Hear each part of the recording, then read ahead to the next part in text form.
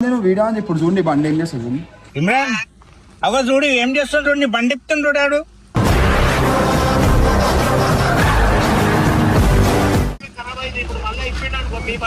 ఇగో scroll చూడు school ఇప్పేస్తున్నాడు Imran ఏం చేస్తావు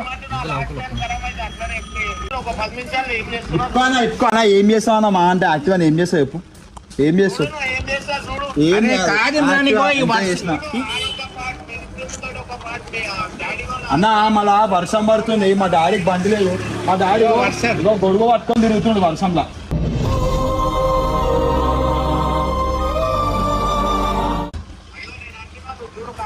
ఇమ్రాన్